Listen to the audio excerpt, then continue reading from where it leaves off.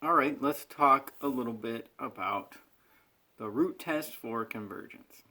All right, so here's the setup for using the root test. Suppose you have an infinite series, but that the terms are only positive. Okay, so a positive term series, and you're going to evaluate this limit. So an is the formula for the nth term of the series, and we take the limit as n goes to infinity of the nth root of an, and we evaluate that limit however we can, whatever the method would be for that, and we get some number c, and we make conclusions like this. The series converges if c is less than 1, it diverges if c is more than 1, and if you get 1, the test is inconclusive. And that means try another test. Inconclusive means it doesn't give you an answer one way or another. Okay? All right, so that's the setup, and whoops, oh my. And then here's how we make a judgment. All right, let's try this one. Does this series converge? Well, first, would this series have only positive terms? If you're counting from 1 to infinity in n over 3 to the n power, then every single number you're going to get out of that is definitely positive. So we could use the root test if we wanted to. All right. So, all right, let's try it. We're going to do the limit as n goes to infinity of the nth root of a sub n. And of course, I'm saying that, for this series right here, a sub n is n over 3 to the n power. Okay? So that means then that I'm looking at the limit as n goes to infinity, okay, of the nth root of n over 3 to the n power, right? Okay, so that shouldn't surprise you that I get to this point. Now, how about this? Let's work this out a little bit before I continue with the limit. So you see that deal right there. Roots and exponents apply over a quotient or a fraction. And so I could look at this and I could say, well, that's the nth root of n, okay, over the nth root of 3 to the n. All right, and then work these out on their own. And this one, I can't do anything useful for that. All right, so I'm just going to leave it at the nth root of n. And then this one, though, I think I do have a way to break that down, and it might be intuitive to you that that's just going to be 3. But it may help you to see that another way to look at this nth root right here is it's the power 1 over n. Like, you could see it as an exponent. And then, like, why might I tell you that? Well, because if I take a number and I raise it to a power and then to some subsequent power, what do you do with those powers? You multiply them together. So the power on the 3 is going to be whatever n times 1 over n is, and that's just going to be 1. All right? So, okay, let's do some updating over here now. So now my task is going to be limit n goes to infinity. All right, and I get the nth root of n over 3. All right, now I'm going to figure that out. Sometimes when we do limits, there are techniques. Say like L'Hopital's rule, I guess you could say, is a technique. And then sometimes there are formulas. Okay, so this is a formula that somebody would have to give to you at some point or tell you about at some point.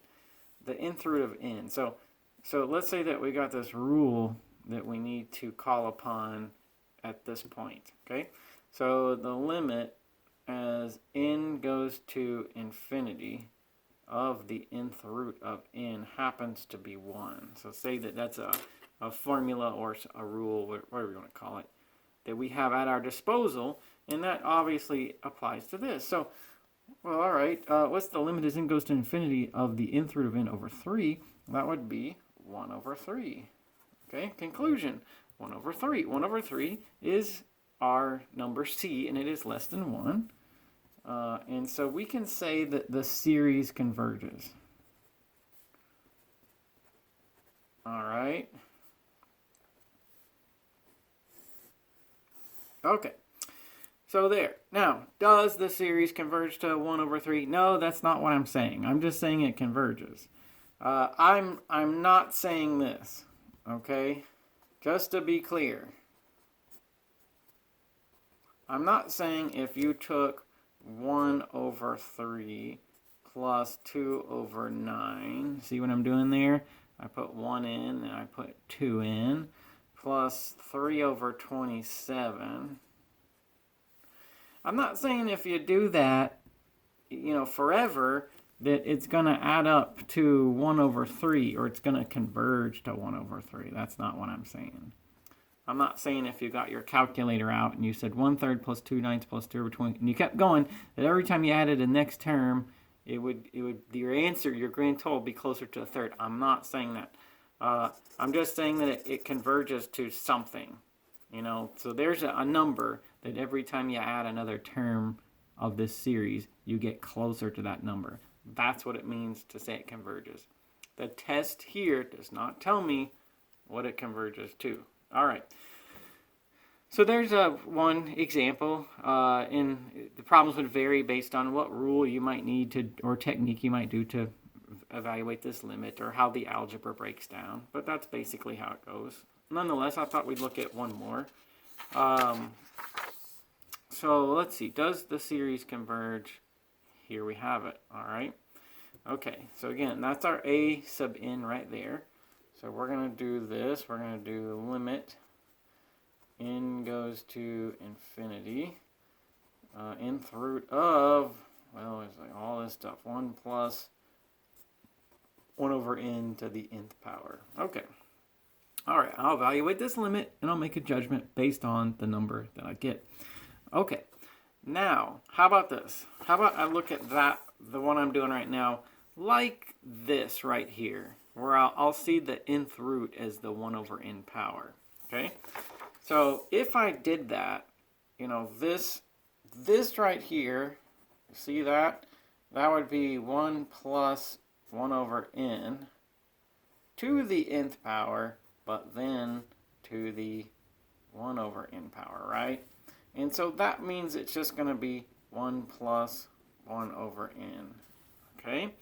Because the exponent on that base right there is n times 1 over n, and that's just 1.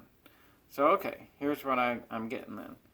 Limit n goes to infinity of 1 plus 1 over n, which is 1. Okay? It's, I guess you could say it's 1 plus 0, but that's, of course, just 1. That 1 over n is going to go to 0 as n goes to infinity. Okay, so we got 1, we got our number, and that's the case where the test is inconclusive. It does not tell us whether the series converges or not. All right? So we need to try another test. This one is inconclusive.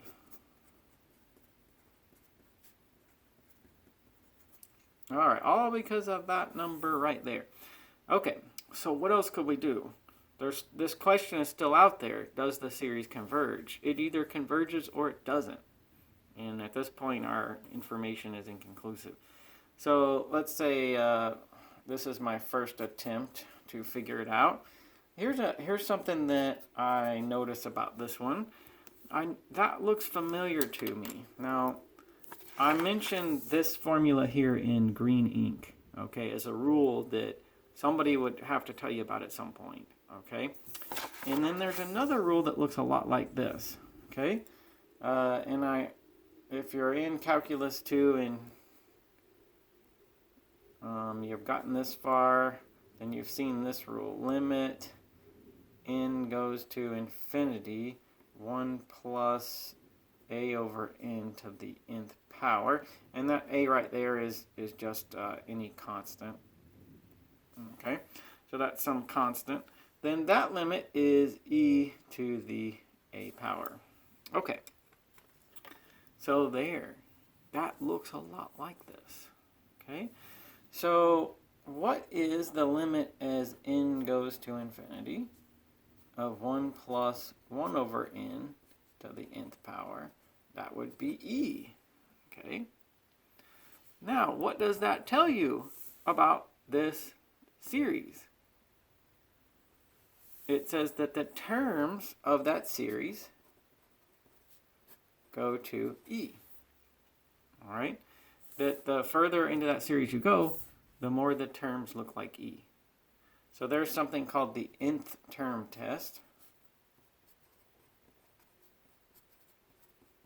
where if we take A sub n, the formula for the terms of the series, and we apply the limit as n goes to infinity to that, and we get something that is not 0, then the nth term test says that the series will diverge.